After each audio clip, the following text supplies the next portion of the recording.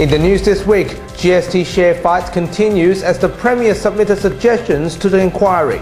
Also, government faces backlash from environmentalists over uranium mining approvals. And the police gets an artistic upgrade to recognise Aboriginal cultures. This is the Evening News with Ivan Leung and Danielle Staniskov. Good evening. The debate towards GST carve-up continues with claims that the West will be $10 billion better off under the reform. Federal Treasurer Scott Morrison says the government is still in the process of figuring out the best solution for the whole country. Senior reporter Nelson Liu begins our coverage. WA Premier Mark McGowan has submitted 12 different proposals to the Productivity Commission's inquiry of the GST carve-up to improve WA's share in a bid to boost the state budget. Among the proposals, the most appealing is an equal allocation of the $66 billion of GST, raising $10.5 billion for WA over 3 years, which will erase budget deficits and pay down some debt. The Premier says the current system is broken, but Federal Treasurer Scott Morrison says the government is addressing the issue. I'm going to address this issue from an economic perspective, and I'm going to take it one step at a time.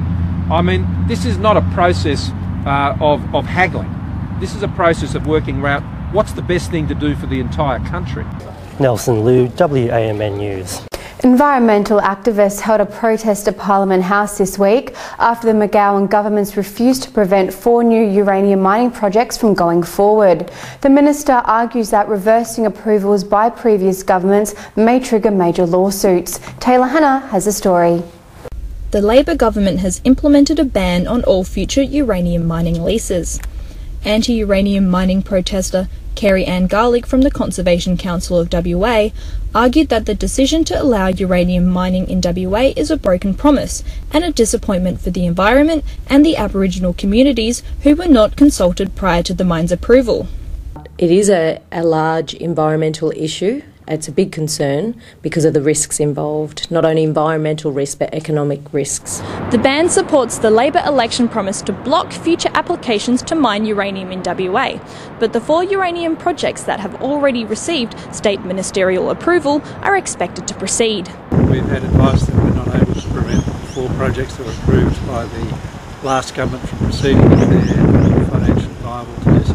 Minister for Mines and Petroleum Bill Johnston said if the government cancelled the approvals, they would be able to take legal action against the government. The government has acted and all new mining leases issued will have a no uranium mining clause, so there will be no other uranium mines proposed in Western Australia while there's a Labor government. Taylor Hanna, WAMN News. Community television is safe for another 6 months after a last-minute licence extension by Communications Minister Mitch Fifield. Mr Fifield says the extension will help community stations to move into an online environment. Although WTV station manager Thibaut Mezaros responded positively towards the decision, he believes some permanent bandwidth should be allocated to ensure the future of community television. We need to secure our place on the Australian media landscape with a permanent frequency for community television all around in Australia. And that should be part of the media reform. The City of Perth is aiming to reduce their spending by $4.4 million, while council rates will increase by 1.5% at the CPI level. Meanwhile, a total of $29 million will be spent on infrastructure upgrades, such as the Perth Concert Hall, bicycle paths, event sponsorships, community safety and park enhancement projects. The council also called on the state government to reduce the parking levy, which increases every year. Many of our stakeholders and larger property owners pay many more millions to the state government for the parking levy. I think it is time to revisit the levy and have an open community discussion about the benefits of the parking levy. Cardinal George Pell will return to Australia to face court after he was charged with historic sex abuse offences.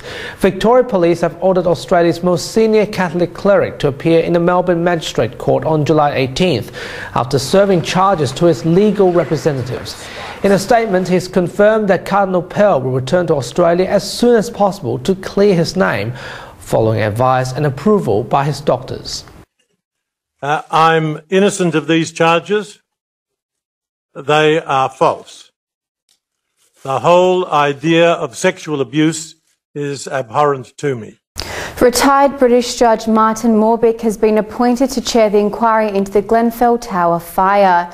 He was appointed by British Prime Minister Theresa May, who demanded justice for the victims of the tragedy. The fire has led to testings on hundreds of council-owned public housing, which discovered almost 140 cases worth of failures in fire resistance. President Trump's relationship with the mainstream media appears to have soured even further this week after he initiated another Twitter attack on a female reporter. MSNBC Morning Joe anchor Micah Brzezinski was labelled as low IQ and crazy on Mr. Trump's tweet. Republican Party members including Jeff Bush and Paul Ryan criticised, saying comments were unpresidential and not appropriate. And finally this week, WA Police and local Aboriginal artists celebrated NAIDOC Week with the launch of special uniforms and vehicle wraps. 7 artists have each created a unique artwork for their respective district, and these designs will be proudly worn by 2,100 officers across WA, marking the start of the National Aborigines and Islanders Day Observance Committee Week on July 2nd. This is the most colourful that the uniforms and buildings and cars will have ever looked, and I think they'll be really welcome when they go out into communities. People will recognise them, and this will be some of the most widely seen Aboriginal artwork in Western Australia. They look great, don't they? Certainly good to have something different every now and then, Yeah. And those are the top stories you need to know this week. We have the latest news on our website and Facebook. Until next week, good night. See ya.